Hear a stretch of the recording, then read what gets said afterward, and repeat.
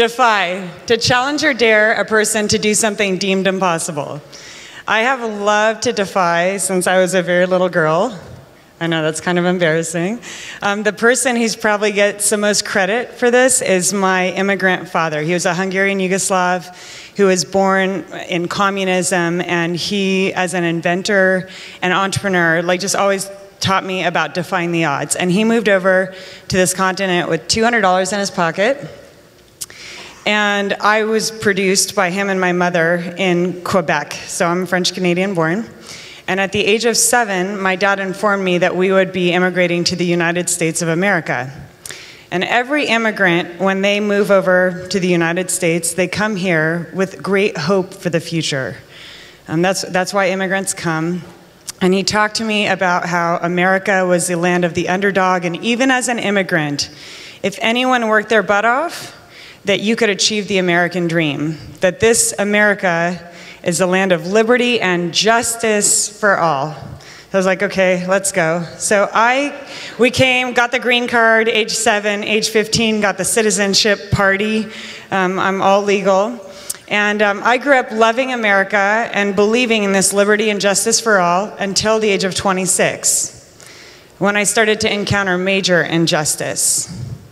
And that injustice was mainly with people who were formerly incarcerated, something I had known nothing about, never cared to know anything about. But when I took my first tour on a prison visit at that age, nearly everyone in prison is not white. And it's probably easy for white people to think that it's because white people don't commit crime and people who have colorful skin do commit crime more. If you look at studies, they show that white people and non-white people use and sell drugs at about the same rate, but people who are not white get convicted at a rate of 20 to 50 times that of white people. 1 out of 15 Americans serves time in his or her lifetime. 1 out of 15, it's a big number.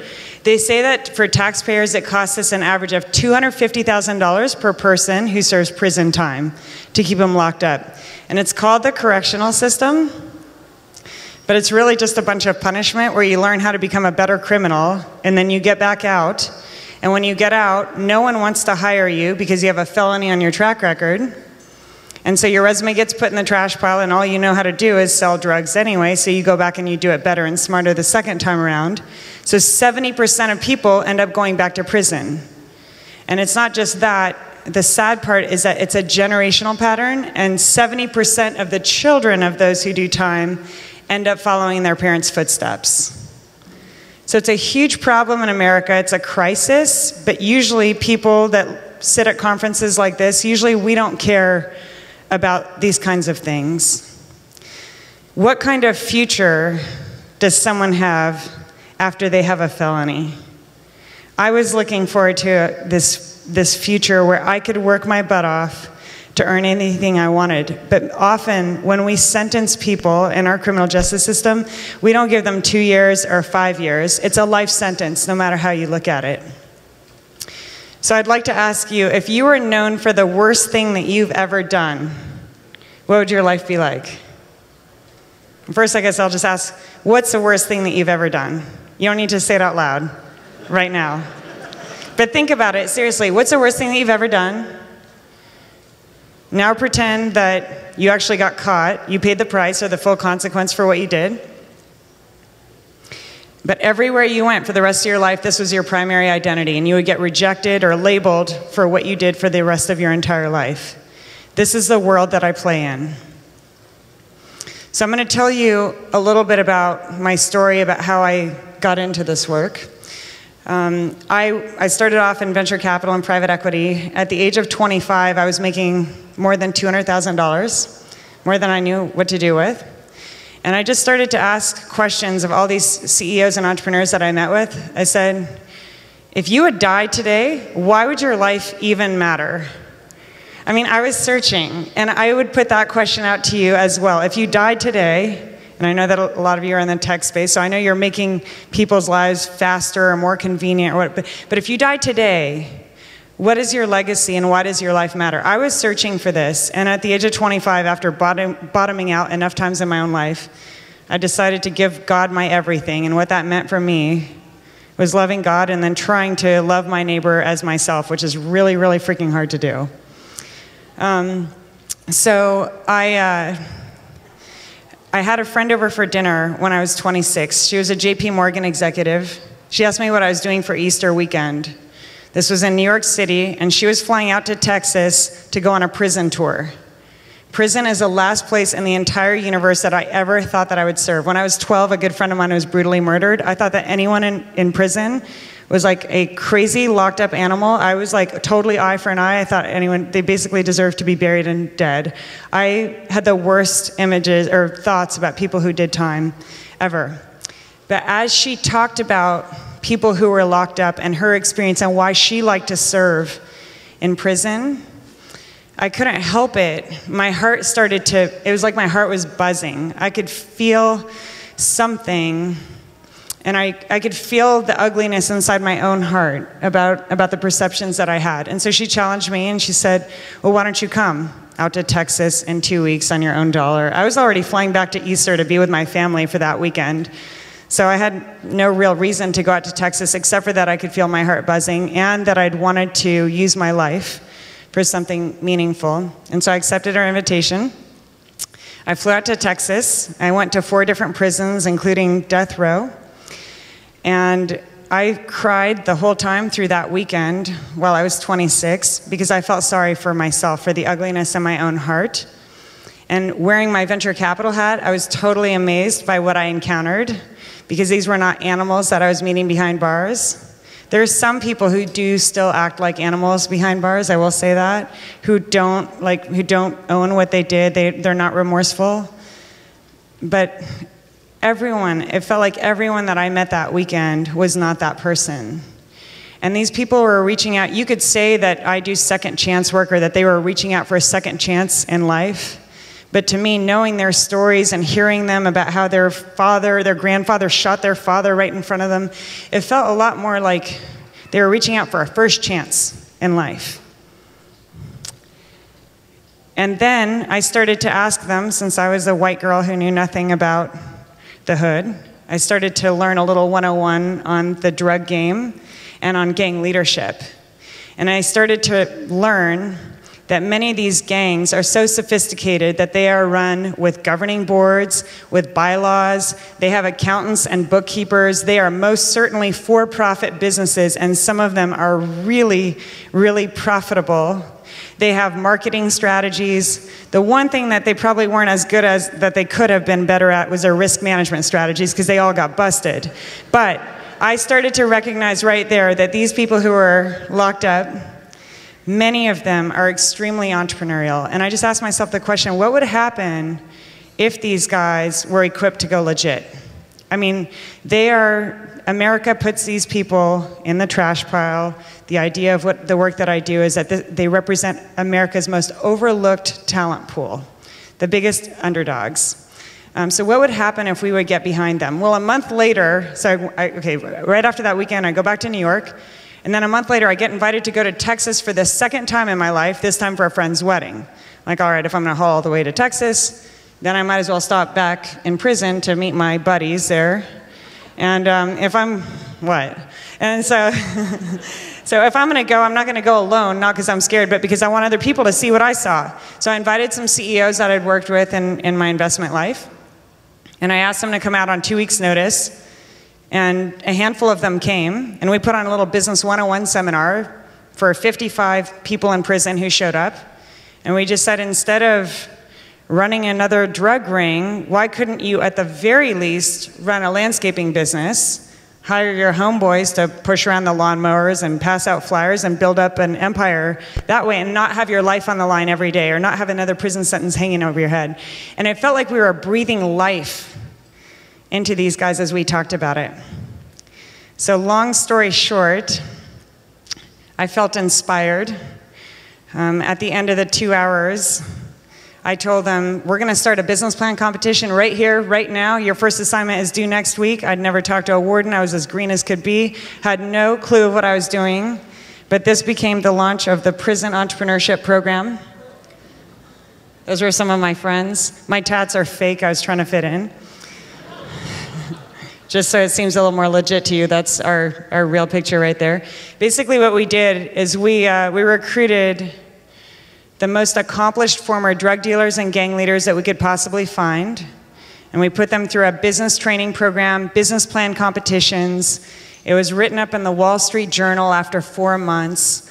They started launching their businesses. Like, everything started to go so well with them, and we were defying the odds. And if you look at this picture, they look like friendly faces. 80% of these guys committed violent crime. 4 guys in this picture committed murder. They're people that most people would write off. And they have incredible potential. So over the next 5 years, I led Prison Entrepreneurship Program to statewide success. Here's a little bit about it. Okay, in 5 years, 600 graduates. Nationally, the recidivism rate is 50 to 70%. Ours was the lowest of any program in the country, less than 5%. Our employment rate was 98%. 8 of our guys made more than $100,000 in their first year out of prison. Yeah, most of these guys didn't even graduate high school, okay?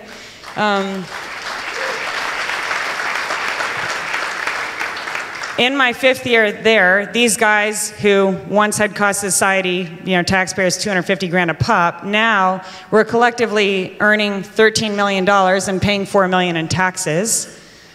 They launched 60 businesses, ranging from landscaping and catering businesses all the way to a 23-year-old who started a real estate investment company. One guy started a hedge fund. I know, it's awesome. We recruited 7,500 executives and supporters throughout the country. 32 MBA program partners, Harvard, Stanford, you name it, Berkeley, where I went. Go Bears, yeah. We raised $2.5 million in private dollars to fund our work. And we just became nationally known in like all types of media and speaking engagements for the good work that we did. And I absolutely loved what we did, and I love all these stats. I'm going to show you what really drove me, though, is that we weren't just equipping these guys to become successful entrepreneurs, but they were becoming men of great character, and they became awesome parents. And that picture right there is from our graduation day that we had.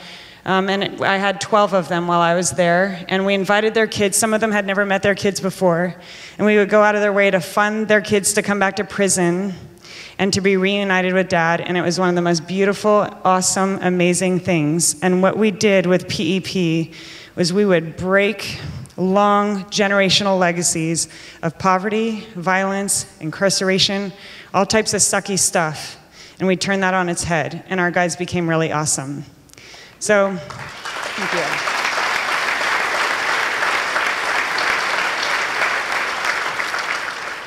So, I'm a fairly aggressive person, and I've always had big goals and dreams. My dad put that in me.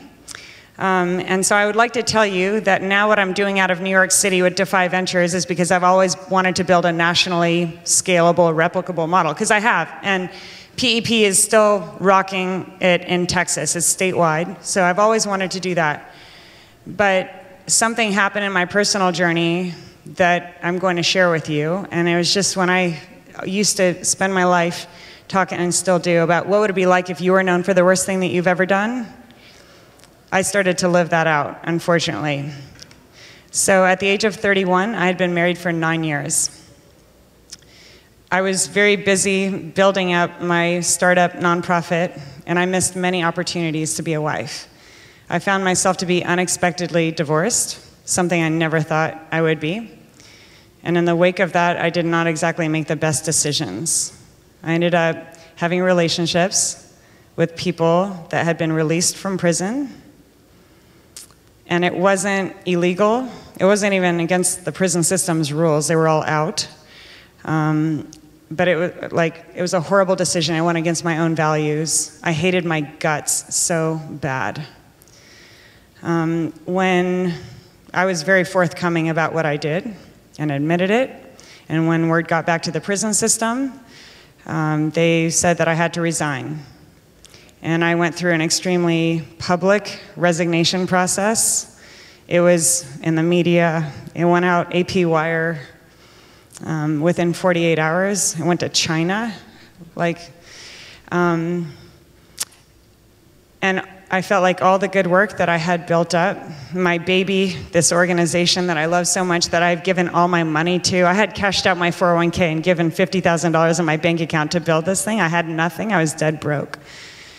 And so everything that I had built, now I was losing. And many of you are entrepreneurs and you know how much we love our babies.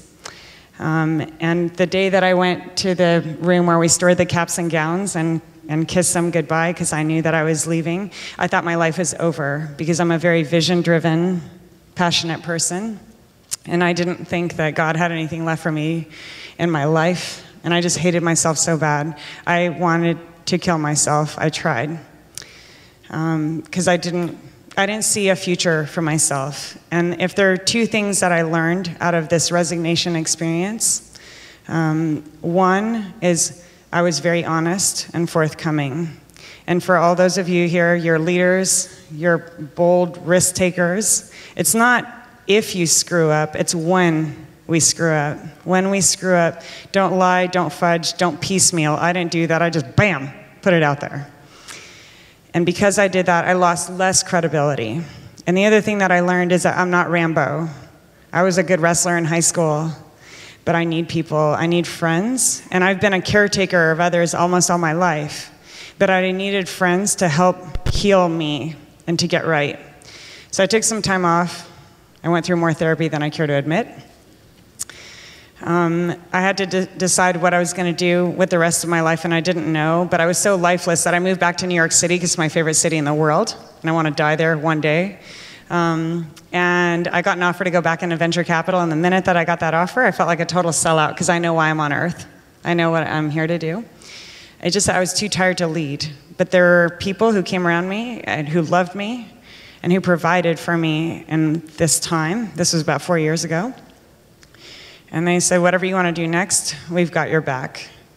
And so very slowly and cautiously and so nervously and with the lowest self-esteem and with the what would other people say, I started writing business plans for Defy Ventures.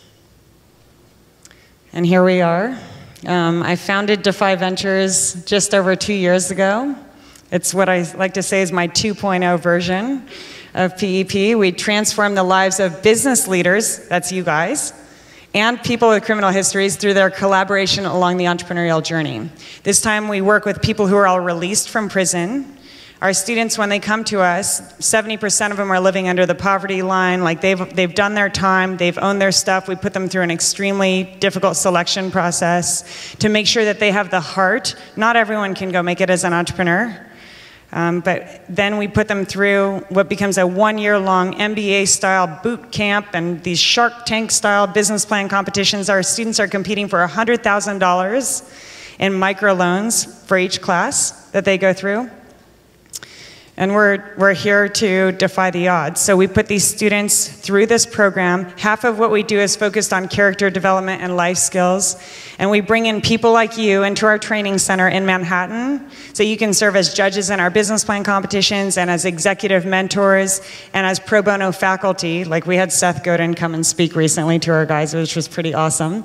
And so far, it's working out pretty well with Defy. Here are some results. So I founded Defy over 2 years ago.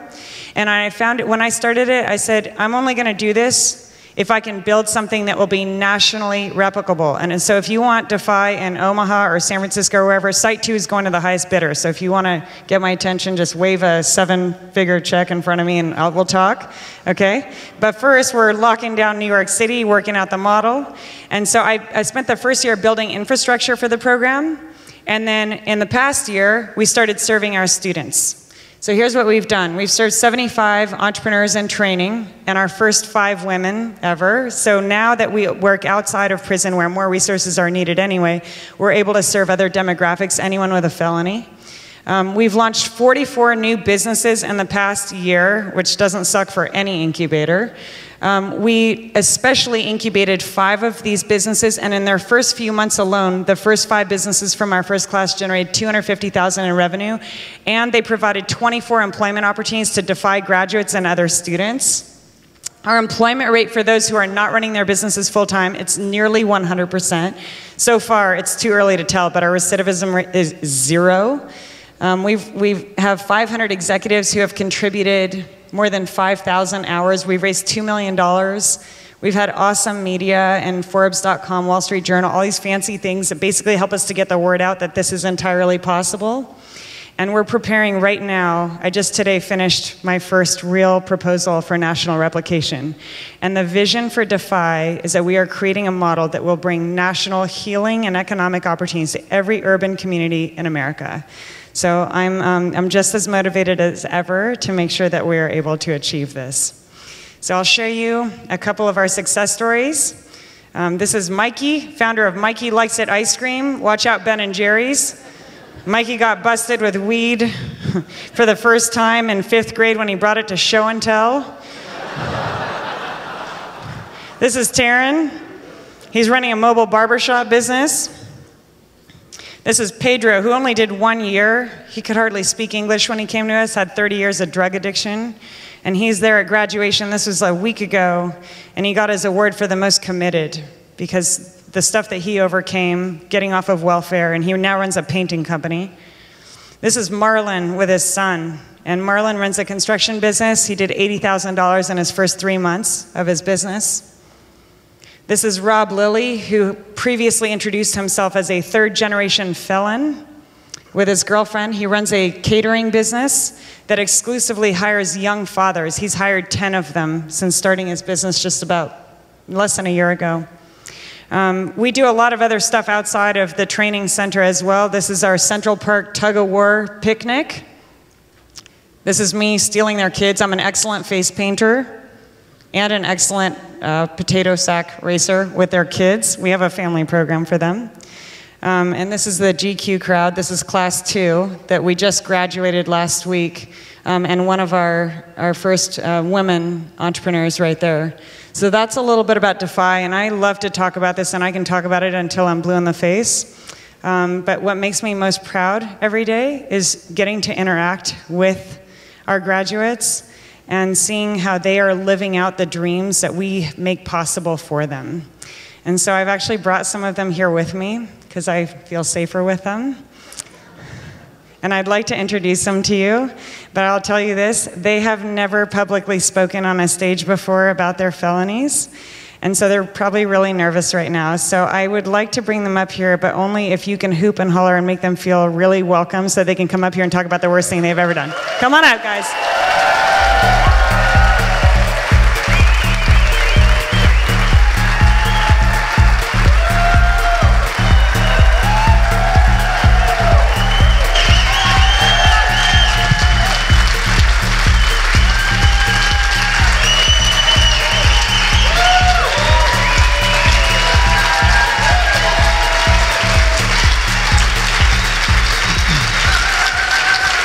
That was pretty good. All right, we don't have all day. We don't have all day. Come on, come on, come on. All right, introduce yourselves. Trevor Scotland. I am 42 years old. I'm originally from Brooklyn, New York, and I have a company called Brazzle. Great. My name's Nick Lohr. I'm 31 years old. I live in Queens, New York, and I have a company called foodcub.com. Hi, y'all. My name is Jose Mendoza. I'm 25 years old. No, I'm only kidding. I'm 40. I'm from Washington Heights, New York, and I have a company called Clean Slate. All right, and Jose, your background is very representative of those who go through Defy, who come to us. Talk a little bit about your childhood and what led to you committing criminal activity. This is the hard part. Go ahead. Wow, this is tough. I had a little rough childhood. What sticks out to me is me and my siblings. I got a brother and 2 sisters having to combat with the roaches on who's gonna eat the cereal. We used to literally have to pick out the roaches out the cereal so we were able to eat them. I had to wear my brother's clothes to school, his sneakers, fill them up with newspapers so they will fit me. And at one point in time in my life, I just got fed up with living like that. And at that time, I was inspired by the neighborhood drug dealers. They had the nice clothes, they had the nice cars, the nice girlfriends, they had money. And I wanted what they had. And at the age of 14, I stole my first car, and it all just snowballed from there. And at the peak of your career, what were you making? That was about 18, 19 years old, and I remember spreading out in the bedroom in my mother's apartment $1.2 million. It was 3 of us, and we each got $120,000 after turning in what we had to turn in. So what'd you get busted for, and how much time did you do? I got busted for conspiracy to possess and distribute 5 kilos of cocaine and 5 kilos of heroin. I did 13 years in federal prison. Thank you for sharing that. Nick, the idea behind Defy is that we are redirecting entrepreneurial skill sets to legal ventures, and you've done that. You ran legal and illegal businesses. Talk about that. So yeah, I've always been an entrepreneur, whether it's starting a landscaping business when I was 16 years old or selling weed to all of my friends. When I think about, making $1,000 a week landscaping and comparing that to making $10,000 a week selling marijuana around the states of New England, the choice was easy for my 20-something-year-old self. Okay, so time and charge? I did 3 years for distribution of drugs in the prisons of Connecticut. Okay, thank you. Trevor? Trevor's the lightweight in the bunch here, so how much time did you do? I did 11 months for conspiracy to commit wire fraud. Okay, and talk about some of the shame and what you experienced as a result of getting your criminal charges. I think one of the most telling experiences for me was actually my sentencing. I had about 75 family and friends in the courtroom that day, and I can remember when the sentence was read, and I had this feeling of shame that overcame me, because I'll never forget the looks on the faces of the people that were there and the people that I had disappointed. And there was one telling thing for me, the fact that there was a person that wasn't there, and that was my mother. She had died 5 years previously from lung cancer, and I remember feeling that I was glad that she wasn't there, that she didn't have to experience it. And I remember just for me, that was really a dark, dark period of my life. Okay, thank you for sharing that. One of the reasons that I feel so proud of working with our guys is that we are a nonprofit, but typically I don't like charity that much, because charity to me feels like a lot of times like pity. We're not here to pity them. Each of you made the decision on your own that you wanted to transform your lives. We don't teach them business skills so that they can become better drug dealers. So Jose, talk about why did you decide to change your life? For me, my family did it. It had a big impact at me. At every visit that I came to visit, there was never a dry eye when they left. And I saw the pain and the hurt that I was causing them. And I know it sounds cliche and what do they call it? Prison religion, whatever. Jailhouse religion. Jailhouse religion. I did find Jesus in prison, and he had a big impact in my life and transformed me and changed me. Okay, so how do we find you at Defy then after you got out? Parole. Nick, how do we find you guys? I actually found you. Inc. magazine, my favorite. There is a little article on ours. Yeah. Referral from a friend. Okay. Let's give them a snippet of Defy from your standpoint. So what's been some of the impact of Defy in your life? I had a real issue with what my future was going to be like after prison. I'd had some success before that, but didn't know if that was going to ever continue. And so moments like this for me are incredible, because here I get to share the story and not be ashamed of it with this austere group of people. But more than that, I've had one-on-ones with Tim Draper. I've had one-on-ones with Seth Godin. I've had one-on-ones with the CEO of the New York Stock Exchange. So I think my future is brightening up. Okay, awesome. Thanks, Nick. For me, it's the opportunities and the possibilities. When I got arrested, I felt all of those just slam shut, and with Defy, I can feel them reopening finally. I still work as a waiter, and I grow this business on the side, but I have a great hope for the future now because of the connections I've made through Defy. And just standing on this stage right now is so crazy to me. Like, I used to read about people who stand on this stage in magazines, and now I'm here. It's amazing.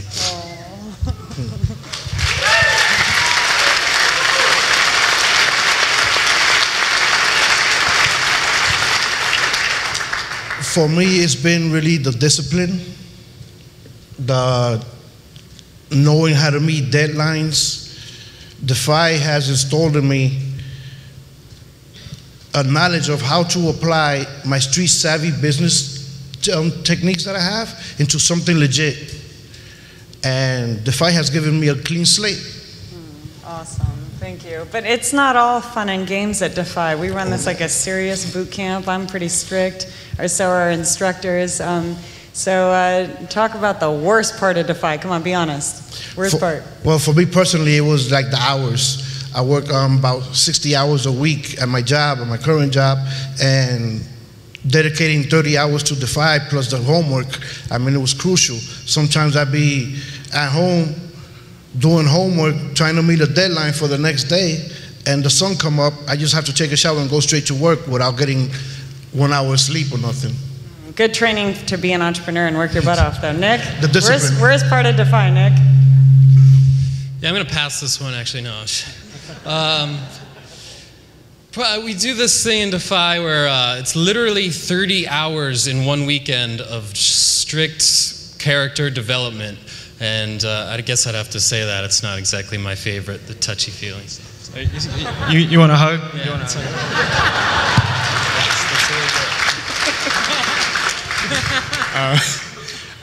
For me, well, I failed my first test at Defy, so that was devastating for me. I'd been a decent student, so that was devastating. And we get penalized for failing tests or other infractions, and so we have to write what's called an AP style guide, an Associated Press style guide out.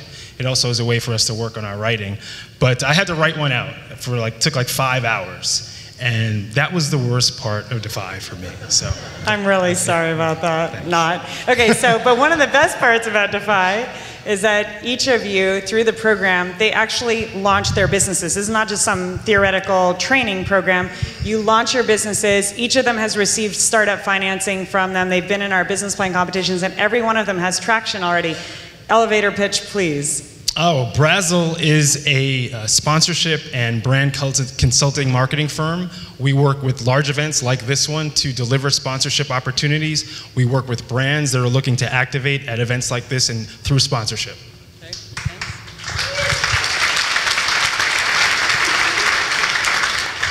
I'm the CEO and co-founder of foodcub.com. We make mobile web apps for restaurants, finally solving the problem of restaurant websites being terrible on smartphones. It's everything you would want when you're looking up a restaurant, and you can order right from the app, electronically sending in the order. Similar to other online companies out there, but with us, we connect the restaurant owner with their loyal customers and provide value that way.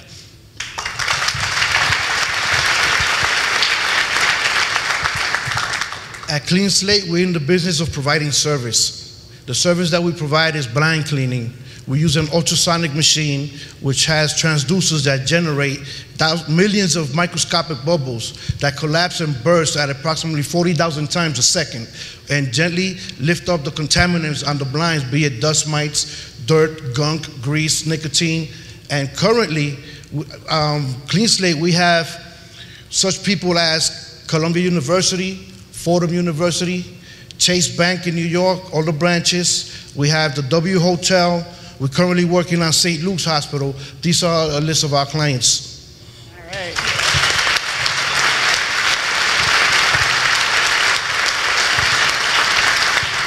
Okay, so what is crazy about this is these guys just graduated in their caps and gowns from Defy a week ago, 2 weeks ago. 2 weeks ago. And they incorporated their businesses only 2 months ago, and this is how far they've come. So all but 2 of the 44 businesses that we've started are already cash flow positive.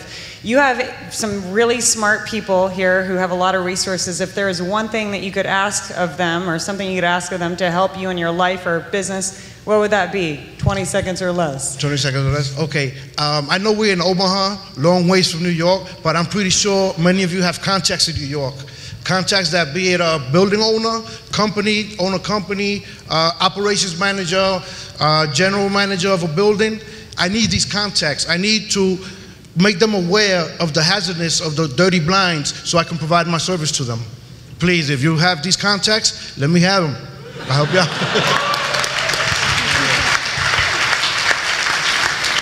So in 2 months, we've had great traction. We have about 24 restaurants in New York City. We're getting great feedback from the owners. I guess what I would ask is, I need advice on scaling this business. We're making it up as we go along. I know some of you guys know about that. Better yet, investment. But yeah, anything like that would be amazing. Thank you.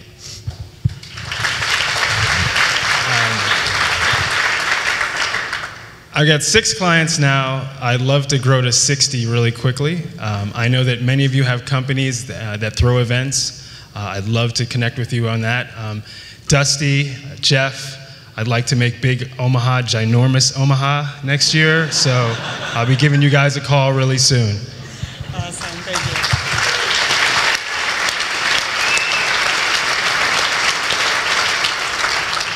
So, with Defy now leading this, I'm having my second chance as a leader. People came alongside me when I thought I had ruined my life.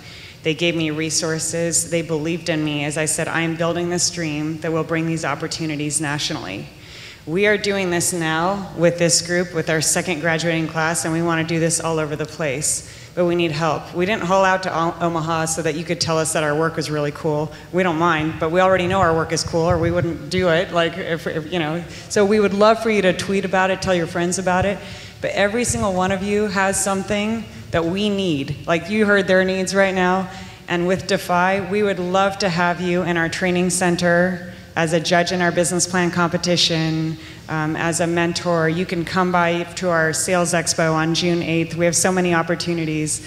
We are privately funded. We need money. We need connections to people who can get things done with us. So we will be around this conference through tomorrow. We would love to talk to you more. We are so grateful for the opportunity to come and share our lives and our stories here with you today, and especially because this was their first time being on stage here and sharing their stories. You're not nervous anymore? Well, you sure were when you got up here. So I am so amazed by them. They make me so proud. I just want to thank you, and will you join me in thanking and celebrating them for their awesome testimonies. Thank you.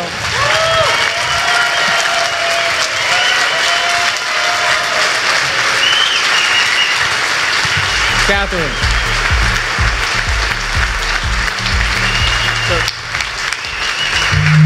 Catherine, we're going to take a couple questions if that's okay. Yeah, please stay on stage, Catherine. Are you saying I have a question? We're going to take a couple of questions. All right, if you guys all right. have questions, please come up to the microphone. Right. My first question for you is, you talk about giving individuals second chances, and you were extremely transparent in sharing your story with us today.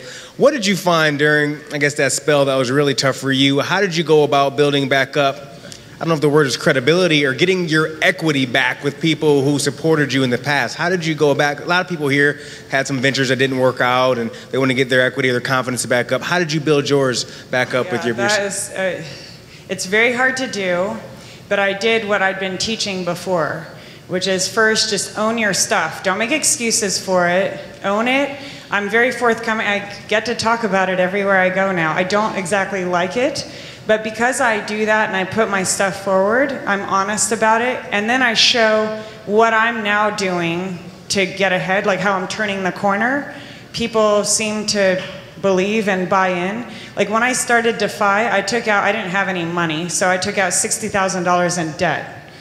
So I showed people that I don't have a plan B, I'm all in, I love this, and yeah, I've screwed up, but here are the steps I've taken in my life to change. So will you join me in my vision? And so far it's working. I think I can speak for all of us when I say, wow, that was awesome. So my question is, coming from the financial industry, can you talk about the decision to make this a nonprofit and why you didn't go the route of like making a VC fund? It sounds like you've found some talent that other people aren't tapping into. Okay, so first of all, we are going to create soon here a for-profit fund on the side that we can use to do the microloans for our businesses, because right now they come out of the nonprofit. But really, after my first experience, I felt kind of allergic to nonprofit, and I tried to fight it because I feel like a real capitalist at heart. So I wrote 4 business plans for for-profits, and where we could like build a company that could hire the guys. But what I had to realize at the end of the day, a Fortune 500 CEO basically threw me out of his office, told me I had no business model at all, And I started crying when I realized that I didn't, because what I care about is not just employment, I care about holistic life transformation. I use entrepreneurship as a tool. And creating real life transformation, it's 1,000 hours in the classroom. 50% of them are about the soft stuff that Nick doesn't care so much about. That stuff is really expensive. Like really transforming lives and caring for family members, which I think is such an important part of the redemption process, is expensive. So I didn't make it a for-profit because we wouldn't have made any money. I wish that we could. I haven't given up yet. I really appreciate all the metrics that you put into this. How do you track the outcomes, and what are you looking for from your graduates, and how do you keep in touch with them over time? Sure. So outcomes are everything. So we customize Salesforce.com so we can track it all. But what we look at is everything from like when they get into Defy, we first track the pre-stuff, like what were you making? Were you collecting welfare benefits? Like how many other people in your family were locked up? All that kind of stuff. So we can show the delta. And the delta comes from if you started a business, what were the profits? The revenue, the profits, how many people did you hire? What was your take-home income as an entrepreneur? If you didn't, if we placed you in a job, are you making livable wages? How long did it take us to place you in a job? Do you have benefits? A lot of them are financial metrics. We have some feel-good metrics too, like how much has your confidence increased since being a part of Defy, but those are kind of like softballs for us. So I don't know who made it so dusty in here, but I'm crying. It was a joke. So I really appreciate what you were saying about the extra support and soft skills, and I think often in entrepreneurial ventures there's a lot of risk and a lot of fear, and I was wondering if you could talk about the importance of having a group of peers that can be honest about what they're feeling and their experience and the challenge that they're facing, and how you feel that serves your entrepreneurs both in their professional pursuits but also in their personal lives as well. Well, having as transparent of a group to us it's everything, because if we don't admit where we came from, then it's hard to get out here. And what I find sometimes, sorry if we did make you cry, sometimes the reason that people cry is because sometimes the groups that we go talk to, you feel like you're kind of locked in a prison of your own sometimes. And especially as entrepreneurs, like sometimes we're keeping up with the Joneses. And so what we do is we don't only create that environment of safety and transparency with our students that we serve. When we bring in executives, we do that too. I'll give you one quick example of how we do that. We do this thing called Step to the Line. I stole it from the movie Freedom Riders. So it's like, step to the line if you've ever been arrested. Well, all of our guys are stepping to the line. Guess what? Like half of our executives are stepping to the line too. I know that you are not all angels in here. But when we are able to put forth the bad stuff and say, look, no one's here to judge. We're actually here to love you no matter what you've done. It's not about what you've done. Just own what you've done, and then we can talk about moving forward. So for us, there's so many things that we do all the time to create a safe place of acceptance where these guys felt excited to come up here and even to share with you that they have felonies, which is really hard to come out about that stuff. But we're intentional about that, and I encourage you, if you can get a community to be intentional about owning your stuff too, I think it brings great healing. How can we make these microloans or contribute to you? Or if you don't need the microloans, what can the people in this room do to help your cause? So we don't currently have a for-profit fund, and when we do, I know that it'll be very easy to fill the for-profit fund because people like to make investments. Sometimes people don't like to part ways with their dollars, but every one of you has at least $1. I'll take gas money if I need to. We're a 501c3 nonprofit. If we can raise money, then we can hire the right people, and then we can scale nationally. So you can write a check, you can see us afterwards. I love this question.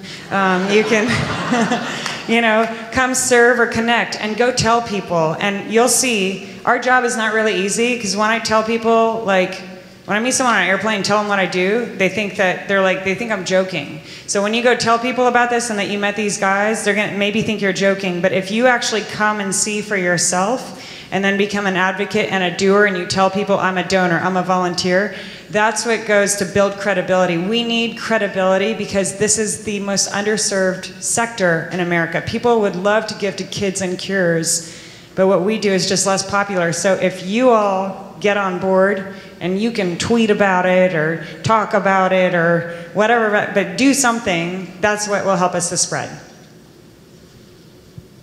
Another one. Yes? Princess Earl. What was that? Princess Earl with the Kauffman Foundation.